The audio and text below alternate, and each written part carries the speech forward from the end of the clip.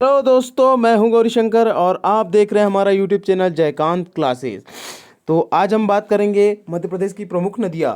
इससे पहले मैं आपको बताना चाहूँगा, आप नए नए नोटिफिकेशन और नए नए वीडियोस के लिए हमारे बेल आइकन को प्रेस करें और हमारे चैनल को सब्सक्राइब कीजिए और अपने दोस्तों में ज़्यादा से ज़्यादा शेयर कीजिए, जिससे हम और मेहनत करके और अच्छे से आपको पढ़ा सके। और कमेंट्स कीजिए कि क्या हमारी गलतियां हैं, क्या अच्छाइयाँ है, ये सब चीज़ आप हमें बताइए। तो चलो अब बात करते हैं हम मध्य प्रदेश की नदियाँ।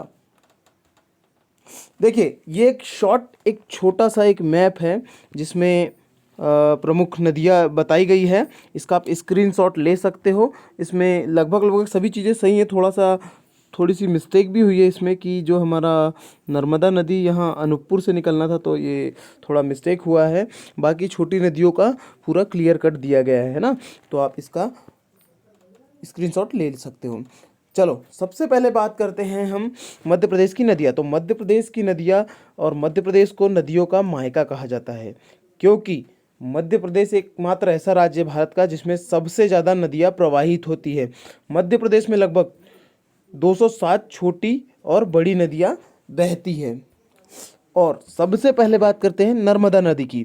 तो नर्मदा नदी का उद्गम स्थल कौन सा है? अनूपपुर। अनूपपुर में अमरकंटक पर्वत से नर्मदा नदी निकलती है, और नर्मदा नदी को मध्य प्रदेश की जीवन रेखा भी कहते हैं। इसके बाद नर्मदा नदी 3 राज्यों से प्रवाहित होती है। कौन कौन से? मध्य प्रदेश, गुजरात और महाराष्ट्र। इसका सबसे कम जो प्रवाहित क्षेत्र है वो है महाराष्ट्र में। तो सबसे ज़्यादा कहाँ पर है? मध्य प्रदेश में। जैसे इसकी टोटल जो लंबाई है वो है 13-12 किलोमीटर। ठीक है, और आपको ये भी याद रखना है कि इसको आप 13-12 ही याद करना, 1312 मत करना, क्योंकि याद करने में थोड़ी सी कठिनाई जाएगी, है ना। इसलिए 13-12 याद करना बेटर रहेगा आपका। और मध्य प्रदेश में इसकी कुल लंबाई है 1077 किलोमीटर। ठीक है, और ये मध्य प्रदेश से होकर महाराष्ट्र, गुजरात के भरूच के निकट खंबात की खाड़ी में गिरती है। और एक चीज़ मेन इसकी ये है कि सभी नदियाँ अपने मुहाने पर डेल्टा का निर्माण करती है, लेकिन नर्मदा नदी ऐसी है जो अपने मुहाने पर एस्चुरी का निर्माण करती है। ये मोस्ट इंपॉर्टेंट, ये क्वेश्चन कई बार आ चुका है। ये जो हमारी बीच की लाइन है ये बहुत इंपॉर्टेंट है। इससे कम से कम 3 से 4 क्वेश्चन बनते ही बनते हैं। एक तो ये बनता है कि मध्य प्रदेश नर्मदा नदी कौन कौन से राज्य में बहती है, नर्मदा नदी की कुल लंबाई कितनी है, नर्मदा नदी मध्य प्रदेश में कितनी लंबाई में फैली हुई है, और मोस्ट इम्पॉर्टेंट कि नर्मदा नदी के मुहाने पर क्या बनता है, जैसे एस्चुरी बनता है या डेल्टा बनता है। जैसे 4 ऑप्शन दे देते हैं कि इनमें से कौन सी नदियाँ एस्चुरी का निर्माण करती है, उसमें 4 ऑप्शन दे देते हैं। तो आपको उसमें ये चीज़ याद रखना है कि नर्मदा नदी अपने मुहाने पर एस्चुरी का निर्माण करती है। चलो ये सब काफ़ी लंबा हो चुका। उसके बाद बात करते हैं नर्मदा नदी की प्रमुख सहायक नदियाँ।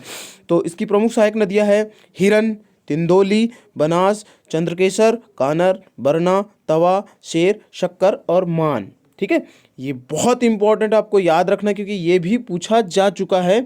तो आप इसका स्क्रीनशॉट लेकर अच्छे से इसको देख सकते हो। ठीक है, उसके बाद हम बात करेंगे, ये देखिए ये मैप, एक और हमारे पास मैप है। इसमें थोड़ा आपको क्लियर हो जाएगा, क्योंकि इसमें हमने मध्य प्रदेश की जो प्रमुख नदियां हैं उनको ज़्यादा हाईलाइट किया है और छोटी नदियों को कम हाईलाइट किया है। जैसे इसमें हम नर्मदा नदी की बात कर रहे थे, तो नर्मदा नदी देखिए यहाँ से निकलती है। ये है अनूपपुर जिला, यहाँ पर है अमरकंटक, यहाँ से नर्मदा नदी निकलती है, और यहीं से ही आपको सोन नदी भी शो की गई है। ये सोन नदी भी यहीं से निकलती है।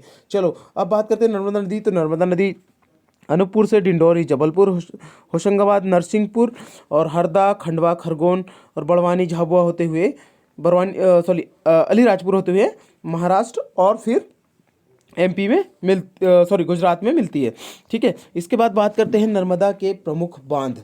तो नर्मदा नदी पर कौन कौन से प्रमुख बांध है? सबसे पहले बात करते हैं इंदिरा सरोवर की। इंदिरा सरोवर खंडवा में है और ये एमपी का सबसे बड़ा बांध है। आपको ये जरूर याद रखना है, इंदिरा सरोवर एमपी का सबसे बड़ा बांध है, जो 1984 में तात्कालिक प्रधानमंत्री इंदिरा गांधी जी ने इसका भूमि पूजन किया था, इसलिए इसका नाम इंदिरा सरोवर रखा गया है। इसी को पुनासा डैम भी कहते हैं।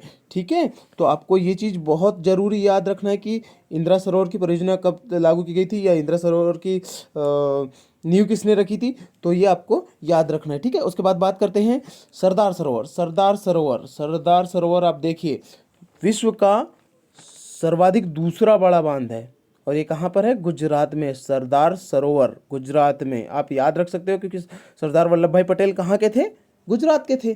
तो आपको ये याद रखना है कि सरदार सरोवर भी नर्मदा नदी पर ही बना है और यह विश्व का दूसरा सबसे बड़ा बांध है। उसके बाद महेश्वर परियोजना जो कि महेश्वर में है, ओमकारेश्वर परियोजना जो कि ओमकारेश्वर में है। ये दोनों स्थान आपको याद रखने हैं और यहाँ पर कई सारी जल परियोजनाएं भी चल रही है। ठीक है, तो ये प्रमुख हो गए नर्मदा नदी के प्रमुख बांध।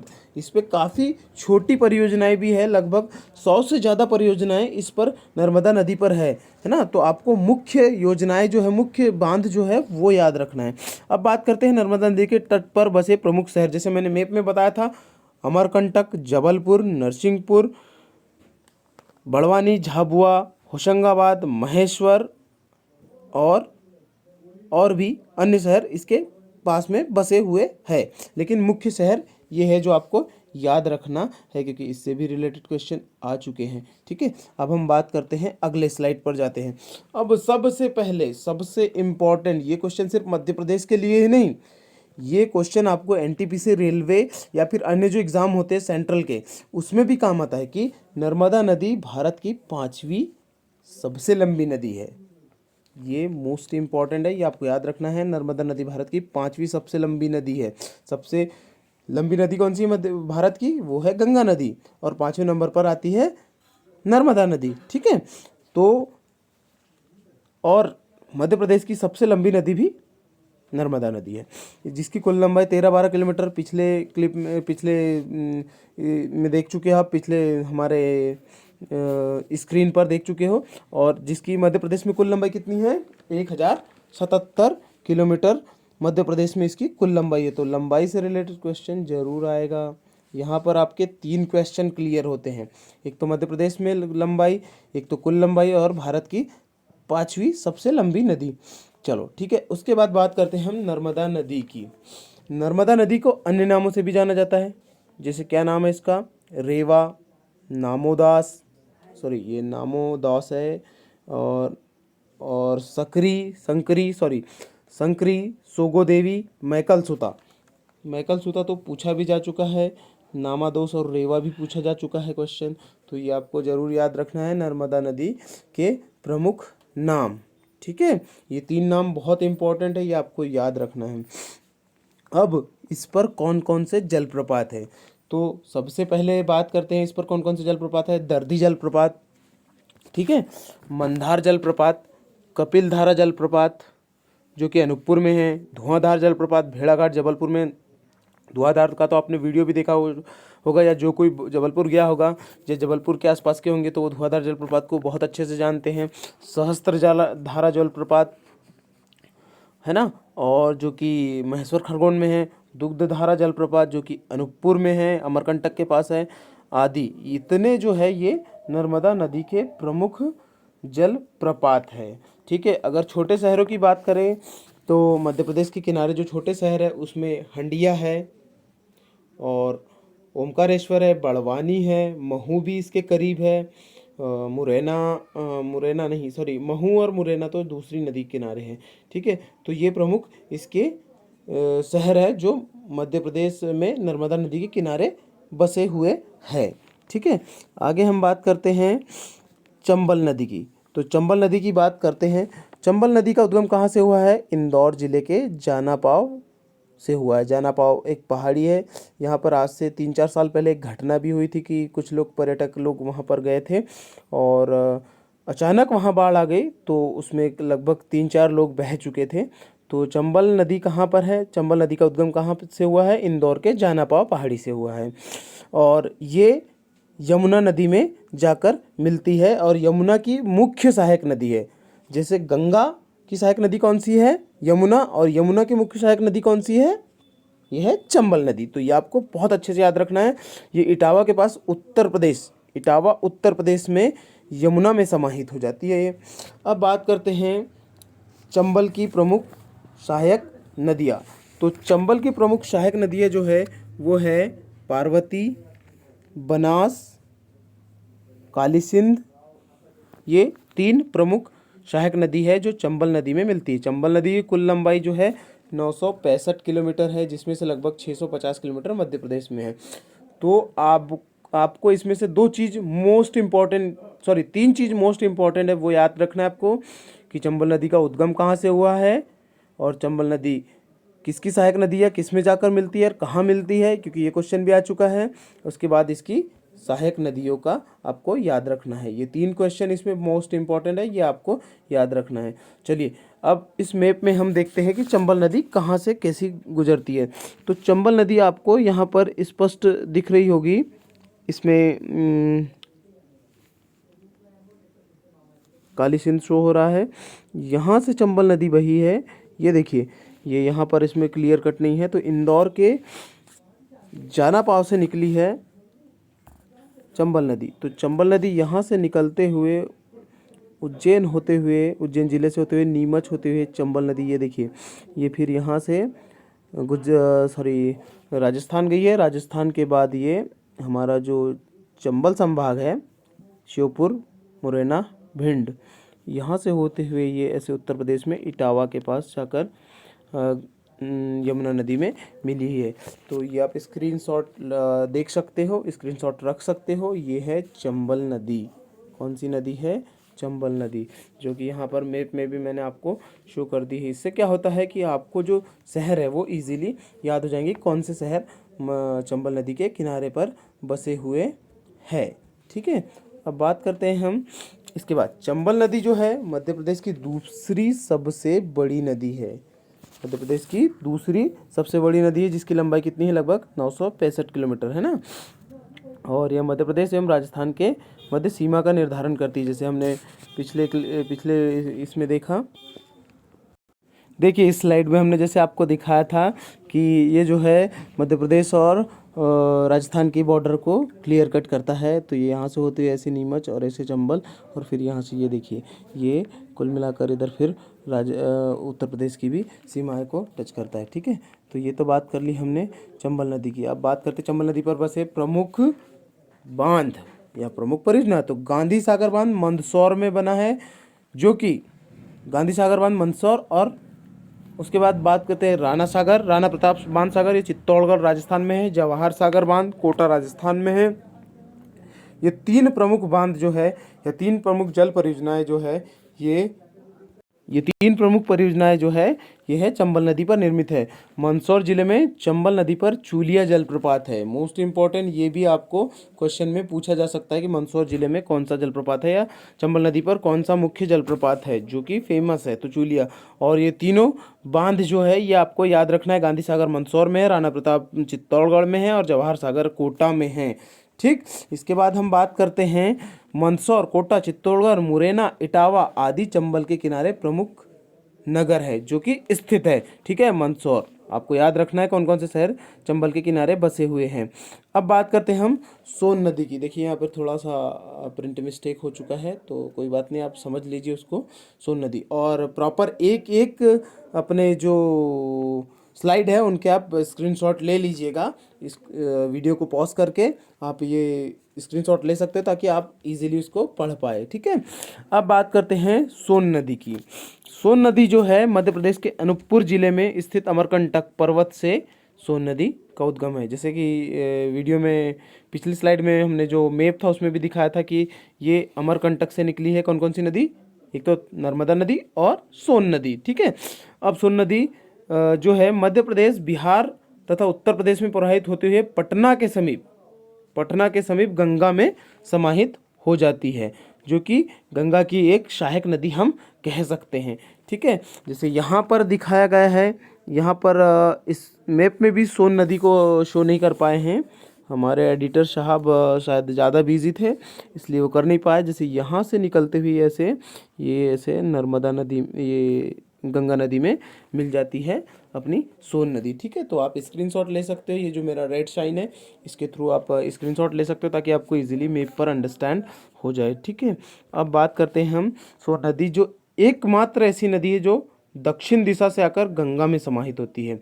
अन्यथा जो भी नदियाँ गंगा में आती है वो कौन सी दिशा से आती है? उत्तर दिशा से आती है अधिकतर नदियाँ। और चंबल नदी जो है वो कि पश्चिम दिशा से जाती हुई गंगा नदी यमुना नदी में मिलती है, और यमुना भी फिर ऐसे जाके पश्चिम से होते हुए जाकर गंगा में मिलती है। तो सोन एकमात्र ऐसी नदी है जो दक्षिण दिशा से गंगा में जाकर समाहित होती है। अब बात करते हैं सोन नदी की कुल लंबाई। तो सोन नदी की कुल लंबाई जो है वो 780 किलोमीटर है। इसकी सहायक नदी जो है वो कौन सी है? जोहिला, बनास, गोपद, रिहंद आदि इसकी प्रमुख सहायक नदी है। और एक और मोस्ट इम्पॉर्टेंट टॉपिक मैं आपको बताना चाहूँगा, एक क्वेश्चन है जो कि अमरकंटक से 3 नदियाँ निकलती है। अमरकंटक से 3 नदियाँ निकलती हैं, जिसमें नर्मदा, सोन और ये जो जोहिला नदी है ये भी आपको याद रखना है। लेकिन इसकी लंबाई कम है, ये किस में जाकर मिल जाती है? सोन नदी में जाकर मिल जाती है। तो 3 नदियाँ अमरकंटक से निकलती है। आपको ऑप्शन में पूछा जा सकता है कि अमरकंटक से कौन सी नदी नहीं निकलती, जिसमें 3 ऑप्शन राइट होंगे और एक ऑप्शन गलत होगा। तो आपको याद रखना है कि जोहिला भी अमरकंटक से ही निकलती है। अब बात करते हैं हम, ये तो हो गई सोन नदी की। और हाँ, सोन नदी पे एक इम्पॉर्टेंट पॉइंट छूट गया था, जो कि है मध्य प्रदेश के शहडोल में सोन नदी पर निर्मित बाण सागर। कौन सा? बाण सागर परियोजना मोस्ट इम्पॉर्टेंट है। सोन नदी पर बाण सागर परियोजना, जो कि मध्य प्रदेश, उत्तर प्रदेश तथा बिहार की संयुक्त परियोजना है। ये भी इम्पॉर्टेंट पॉइंट है, क्योंकि ये पूछा जा चुका है बाण सागर का। ठीक, अब बात करते हैं हम ताप्ती नदी की। ताप्ती नदी बहुत इम्पॉर्टेंट है, क्योंकि ताप्ती नदी को महाभारत में सूर्य की पुत्री कहा गया है। तो आपको ये भी याद रखना है। वैसे ये तो आध्यात्मिक है, लेकिन आप अपने हिसाब से इसको अच्छे से याद रखने के हिसाब से, क्योंकि ताप्ती ज़्यादा बड़ी नदी नहीं है लेकिन मध्य प्रदेश के लिए इम्पॉर्टेंट है, तो आप इस प्रकार से याद रख सकते हो कि ताप्ती को महाभारत में सूर्यपुत्री कहा गया है, और इसको गंगा की बहन भी कहा गया है। ठीक है, तो आपको याद रखना है। ठीक है, अब ताप्ती नदी की बात करें तो ताप्ती नदी मध्य प्रदेश के बैतूल जिले में मुल्ताई नामक स्थान से निकलती है, और मुल्ताई के एक तालाब से निकलती है। क्योंकि मैं इस जगह जा चुका हूँ 3-4 बार, तो मैं इसको बहुत अच्छे से जानता हूँ, और ये उद्गम स्थल मैं काफ़ी बार घूम भी चुका हूँ। और एक पूजनीय है ये उस एरिए में, मध्य प्रदेश के बैतूल में ये काफ़ी पूजनीय नदी मानी जाती है। और एक चीज़ इम्पोर्टेंट मैं आपको बता देता हूँ कि जिस व्यक्ति, जैसे कोई मृत हो जाता है, जैसे किसी की डेथ हो जाती है और उनको वहाँ पर अग्नि दी जाती है, तो उनकी जो अस्थियाँ होती है वो ताप्ती नदी से दूसरी जगह नहीं ले जाई जाती है। इसकी और इम्पोर्टेंट बात कि ताप्ती नदी में जो अस्थियाँ होती है वो आपको 2 दिन बाद नहीं मिलती है। मोस्ट इम्पॉर्टेंट, ये ताप्ती का एक रहस्य है, और ये आपको याद रखना है। इससे आप ताप्ती नदी को कभी नहीं भूल पाओगे। क्या रहस्य है? कि यहाँ पर अस्थियाँ 2 से 3 दिन बाद अस्थियाँ आपको नहीं मिलती है ताप्ती नदी में। ठीक है, चाहे ताप्ती में पानी रहे या नहीं रहे, ऐसा लोगों का मानना है, और रियल फैक्ट भी है ये। ठीक है, अब बात करते हैं ताप्ती नदी की कुल लंबाई। ताप्ती नदी की कुल लंबाई जो है वो है 724 किलोमीटर। यह नदी मध्य प्रदेश, महाराष्ट्र, गुजरात में प्रवाहित होते हुए सूरत के निकट खंबात की खाड़ी में गिरती है। ठीक है, अब बात करते हैं जैसे ताप्ती नदी और नर्मदा नदी, दोनों नदी भारत की, मतलब भारत की सिर्फ ये 3 नदियां हैं, या मध्य प्रदेश की सिर्फ 3 नदियां हैं जो कि पूर्व से पश्चिम की ओर बहती है। कौन कौन सी नदी? सबसे पहले नर्मदा नदी बहती है जो कि अमरकंटक से, फिर ताप्ती नदी बहती है जो कि बैतूल से, और एक माही नदी है जो कि धार जिले से निकलती है। तो ये तीनों नदियां जो होती है पूर्व से पश्चिम की ओर बहती है। और या इस प्रकार से, जैसे मैंने अभी मैप, जैसे हमारा एमपी का अगर मैप होता तो उसमें भी इनकी जो डायरेक्शन है वो ऐसा ही होता जैसे मैंने अभी शो किया है। ठीक है, तो आपको ये इंपॉर्टेंट याद रखना है ताप्ती नदी क्या है एक्चुअल में। ठीक है, और ताप्ती नदी का जो उद्गम स्थल है ये पूछा जा चुका है। ताप्ती नदी कहाँ गिरती है या किस खाड़ी में गिरती है, ये भी क्वेश्चन पूछा जा चुका है, तो ये आपको याद रखना है। ठीक है, अब बात करते हैं हम ताप्ती नदी। ताप्ती नदी देखिए इसमें भी शो की गई है मैप में, ये बैतूल के पास से निकलकर बुरहानपुर होते हुए ये महाराष्ट्र और फिर गुजरात में जाकर मिल गई है ताप्ती नदी। ठीक, इसका आप स्क्रीनशॉट ले सकते हो। ठीक, अब ये हो गया ताप्ती नदी। अब नर्मदा की भांति, हाँ मोस्ट इम्पॉर्टेंट, नर्मदा की भांति ही ताप्ती नदी भी डेल्टा ना बनाकर एस्चुरी का निर्माण करती है। इसकी सहायक नदी कौन कौन सी है? पूर्णा, शिवा, बोरी। इसकी सहायक नदी पूर्णा, शिवा, बोरी है। ठीक, अब बात करते हैं हम ताप्ती नदी पर जो है अपर ताप्ती तथा लोअर ताप्ती मध्य प्रदेश एवं महाराष्ट्र की संयुक्त परियोजना है जो ताप्ती नदी पर स्थित है। कौन कौन सी? अपर ताप्ती, लोअर ताप्ती। ठीक, अब बात करते हैं हम बेतवा नदी की। बेतवा नदी भी मोस्ट इम्पॉर्टेंट है मध्य प्रदेश के लिए, क्योंकि इसको मध्य प्रदेश की गंगा कहा जाता है। मध्य प्रदेश की गंगा क्यों कहते हैं वो हम आगे देखेंगे। सबसे पहले बात करते हैं बेतवा नदी का उद्गम कहाँ से हुआ, तो ये हुआ है कुमरा गांव रायसेन जिले से, जो कि विंध्याचल पर्वत पर स्थित है। और बेतवा नदी का उद्गम यहाँ से हुआ है। ठीक है, इसके बाद मध्य प्रदेश उत्तर प्रदेश में प्रवाहित होते हुए ये हमीरपुर के निकट यमुना नदी में मिलती है। तो आप ये भी देख सकते हो कि बेतवा किसकी सहायक नदी है, तो ये है यमुना नदी की। इस नदी का पौराणिक नाम वेत्रावती है। मोस्ट इम्पॉर्टेंट, ये क्वेश्चन पूछा जा चुका है। ठीक है, तो आपको वेत्रावती, जैसे वेत्रावती किसका बेतवा का नाम है, चरमावती हम बता नहीं पाए कि चंबल का नाम चरमावती है, तो चरमावती और वेत्रावती जैसे नाम से भी मैच होता है। बेतवा वेत्रावती, चंबल चरमावती। ठीक है, तो ये चीज़ आपको याद रखना है, ये क्वेश्चन पूछा जा चुका है। और ये भी क्वेश्चन पूछा जा चुका है कि मध्य प्रदेश की गंगा किसे कहते हैं, तो ये कहते हैं बेतवा नदी को। इसमें कई लोग कंफ्यूज हो जाते हैं, क्योंकि गंगा सबसे बड़ी सबसे लंबी नदी है, तो लोग सोचते हैं कि मध्य प्रदेश की गंगा शायद कहीं नर्मदा को नहीं नर्मदा को नहीं, मध्य प्रदेश की गंगा बेतवा नदी कहते हैं। क्योंकि जिस प्रकार गंगा नदी सबसे ज़्यादा प्रदूषित है भारत में, जिस प्रकार गंगा नदी सबसे ज़्यादा प्रदूषित है, उसी प्रकार बेतवा नदी मध्य प्रदेश में सबसे ज़्यादा प्रदूषित है। ठीक है, तो ये आपको याद रखना है कि मध्य प्रदेश की गंगा किसे कहते हैं, बेतवा नदी को कहते हैं। और एक चीज़ अभी हम पढ़े नहीं, शिप्रा नदी, जो शिप्रा नदी है उसको मालवा की गंगा कहते हैं। शिप्रा नदी को मालवा की गंगा कहते हैं। ठीक, बेतवा नदी के बाद बात करते हैं हम। इस मैप में आपको दिखाया गया है बेतवा नदी कहाँ से निकली है और कहाँ गई है। कुमरा गांव रायसेन से निकली है, ये देखिए यहाँ पर शो कर रहा है, और ऐसे जाकर ये फिर ये यहाँ पर ऐसे मिल चुकी है। ठीक है, जो कि कहाँ मिली है, हमीरपुर के पास यमुना में मिली है। यहाँ से जाकर ये ऐसे हमीरपुर के पास यमुना में जाकर मिली है। ठीक, बेतवा नदी की बात कर ली हमने। बेतवा नदी पर एक प्रमुख परियोजना है जिसका नाम है माता टीला। ये क्वेश्चन भी पूछा जा चुका है, जिसको रानी लक्ष्मीबाई परियोजना भी कहते हैं। ठीक है, तो ये आपको याद रखना है। माता टीला परियोजना कहाँ पर है, बेतवा नदी पर है, जिसको महारानी लक्ष्मीबाई परियोजना भी नाम दिया गया है। अब बात करते हैं बेतवा नदी उत्तर प्रदेश मध्य प्रदेश के मध्य सीमा का निर्धारण करती है, और बीना, धसान, सिंध, मालिनी इसकी प्रमुख सहायक नदी है। भालकुंड जलप्रपात सागर, जो कि बीना में है, ये बीना के पास स्थित है भालकुंड जलप्रपात। अब बात करते, देखिए जैसे मैंने बात की थी माता टीला, जिसको रानी लक्ष्मीबाई परियोजना भी कहते हैं, तो माता टीला और राजघाट बांध इस पर स्थित है, जो कि मध्य प्रदेश और उत्तर प्रदेश की संयुक्त सिंचाई परियोजना है। ठीक, ये माता टीला मोस्ट इम्पॉर्टेंट है, इसका आपको नाम याद रखना है। उसके बाद बात करते हैं माही नदी। माही नदी की बात करते हैं, तो माही नदी जो है धार जिले में विंध्याचल पर्वत से निकलती है और गुजरात की खंबात की खाड़ी में जाकर गिर जाती है। माही नदी भारत की एकमात्र नदी है जो कर्क रेखा को 2 बार काटती है।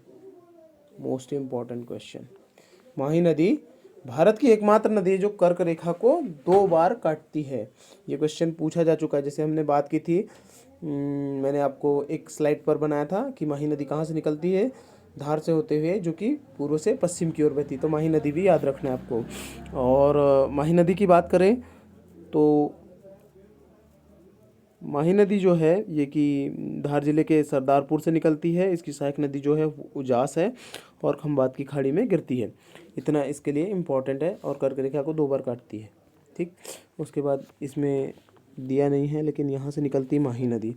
अब बात करते हैं इसकी कुल जो लंबाई है वो है 583 किलोमीटर, 583 किलोमीटर। अब हम देखते हैं अगली स्लाइड में, मध्य प्रदेश के गुना जिले के सिरोंज नामक स्थान पर सिंध नदी का उद्गम है। अब जो छोटी नदी है उनको शॉर्ट में देखेंगे, ये कहाँ पर है, गुना जिले के सिरोंज में नामक स्थान पर सिंध नदी का उद्गम है। सिंध नदी यमुना में जाकर समाहित हो जाती है, तो ये आपको याद रखना है। सिंध भी यमुना की सहायक नदी है। उसके बाद सिंध नदी यहाँ पर दिया गया है, जो मध्य प्रदेश के गुना, ये रिपीट हो चुका है, तो ये आपको याद रखना है। ठीक है, अब अगली बात करते हैं इसमें, जैसे सिंध नदी शो की गई है कहाँ सिंध नदी की बात करें हम, चलो ये मैप के जरिए आप देख सकते हो, इसको जूम कर कर यहाँ पे आप इसको स्क्रीनशॉट ले सकते हो। ठीक है, उसके बाद बात करते हैं हम शिप्रा नदी की। शिप्रा नदी भी मोस्ट इम्पॉर्टेंट है ना, क्योंकि इसको मालवा की गंगा कहा गया है और ये इंदौर के समीप काकरी बर्डी पहाड़ी से निकली है। यहाँ से इसका उद्गम स्थल है उज्जैन, देवास जिलों से प्रवाहित होते हुए चंबल नदी कहाँ मिलती है, सॉरी शिप्रा नदी चंबल नदी में मिलती है। तो ये चंबल की प्रमुख सहायक नदी है। और शिप्रा नदी के किनारे क्या है, उज्जैन है। उज्जैन में क्या है, महाकालेश्वर। तो ये आपको मोस्ट इंपॉर्टेंट ये क्वेश्चन आ भी चुका है। उज्जैन किस नदी के किनारे बसा हुआ है, और जो ज्योतिर्लिंग है हमारा, जैसे पूरे भारत में 12 ज्योतिर्लिंग है तो उसमें से एक महाकालेश्वर भी है। तो ये क्वेश्चन महाकालेश्वर से भी रिलेटेड है। तो आपको शिप्रा नदी याद रखना है, उज्जैन से प्रवाहित होती है। ठीक, उसके बाद इस मैप में भी दिया गया है कि यहाँ से उज्जैन नदी, सॉरी यहाँ से जो है ये ऐसे नदी निकलती है जो कि चंबल में जाके समाहित हो जाती है। ठीक, अब बात करते हैं हम शिप्रा की कुल लंबाई। तो शिप्रा की कुल लंबाई जो है वो है 195 किलोमीटर और इसे मालवा की गंगा भी कहा जाता है। तो दो चीज़ आपको याद रखना है, एक तो शिप्रा नदी का उद्गम स्थल और मालवा की गंगा, ये शिप्रा नदी को कहा जाता है। अब महाकालेश्वर के बारे में यहाँ पर दिया गया है कि उज्जैन के प्रसिद्ध मंदिर महाकालेश्वर है, शिप्रा नदी के तट पर बसा हुआ है। शिप्रा नदी के तट पर प्रत्येक 12 वर्ष के उपरांत उज्जैन में सिंहस्थ कुंभ का आयोजन होता है। ठीक है, ये भी मोस्ट इम्पॉर्टेंट है। कौन सा कुंभ होता है, सिंहस्थ कुंभ।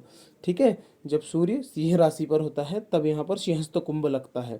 तथा शिप्रा नदी पर रामघाट स्थित है। ये क्वेश्चन भी पूछा जा चुका है, रामघाट किस नदी के किनारे पर स्थित है। तो इसमें आपको ऑप्शन दे दिया जाएगा, नर्मदा, शिप्रा, बेतवा या ताप्ती, से 4 ऑप्शन दे दिए जाएंगे। तो आपको ये याद रखना है कि रामघाट जो है ये बहुत फेमस है, बहुत फेमस है, जो कि शिप्रा नदी पर स्थित है और इसका धार्मिक दृष्टि से बहुत ही महत्व है इसका। खान नदी शिप्रा की प्रमुख सहायक नदी है। खान नदी भी जो है वो इंदौर शहर से निकलती है और जैसे इंदौर की बात करें तो इंदौर खान नदी के किनारे बसा हुआ है। ठीक है, तो खान नदी इसकी प्रमुख सहायक नदी है। ठीक है, अब बात करते हैं हम शॉर्ट में बात करते हैं। इसमें हमने सभी छोटी नदियाँ जो छूट गई है उनका यहाँ पर डिटेल में शॉर्ट में बताया। जैसे बेतवा नदी 480 किलोमीटर कुमरा गांव से निकली है, हमीरपुर के पास यमुना में मिली है। तवा नदी पचमढ़ी से निकली है जो कि नर्मदा की सहायक नदी है। फिर शिप्रा नदी जो कि काकरीबर्डी से इंदौर से निकली है, कान नदी में मिली है। कान नदी इसकी सहायक नदी है। और इसमें यहाँ पर अपनी जो खान नदी, सॉरी ये मिसप्रिंट हुआ है, खान नदी बोलेंगे उसको। तो खान नदी से जब इसकी सहायक नदी है चंबल में मिली है। बेनगंगा की बात करें, बेनगंगा भी बहुत इंपॉर्टेंट है क्योंकि ये हम इसका स्लाइड में शो नहीं कर पाए। बेनगंगा भी बहुत इंपॉर्टेंट है, जो कि मध्य प्रदेश की एकमात्र नदी ऐसी है जो कि उत्तर से दक्षिण की ओर बहती है और ये गोदावरी में जाके मिलती है। इसकी प्रमुख सहायक नदी है, ये देखिए, ये जो है कानन, पेंच और बाघ इसकी प्रमुख सहायक नदी है। उसके बाद सिंध नदी पड़ चुके हैं। काली सिंध नदी जो बागली गांव देवास से निकलती है, नर्मदा और ये राजस्थान के में चंबल में जाके मिलती है। गार लखनादौन से ये निकलती है जो सिवनी के पास है। ठीक है, छोटी तवा बैतूल से निकलती है। शक्कर नदी नर्मदा की सहायक नदी है। और वर्धा नदी बैतूल से निकलती है, बैनगंगा महाराष्ट्र में मिलती है। पार्वती नदी की बात करें तो पार्वती नदी भी बहुत इंपॉर्टेंट है क्योंकि ये सीहोर जिले से निकलती है और चंबल की प्रमुख सहायक नदी है। ठीक है, अब बात करते हैं कूनू, तो ये शिवपुरी पठार से निकलती है। धसान जिसकी लंबाई 240 किलोमीटर है, रायसेन से निकलती है और चंबल में जाकर मिलती है। टोंस नदी कैमूर पहाड़ी सतना से निकलती है, गंगा नदी में जाकर मिलती है। माही के बारे में हम पढ़ ही चुके हैं। पेंच नदी सतपुड़ा पर्वत श्रेणी से निकलती है। कहाँ से, ये पेंच परियोजना भी है इस नदी पर। और पेंच में क्या है, पेंच में जो एक मोगली लैंड है, मोगली लैंड पेंच परियोजना के अंतर्गत ही आता है। ये कौन सी नदी में जाकर मिलती है, कान्हन नदी में जाके मिलती है। और तुम्बड़ नदी, तो तुम्बड़ नदी की कुल लंबाई 30 किलोमीटर है और ये मंदसौर के पास इसका उद्गम स्थल है और ये चंबल नदी में जाकर मिलती है। तो ये हमारा एक नदियों पर एक टॉपिक हो गया।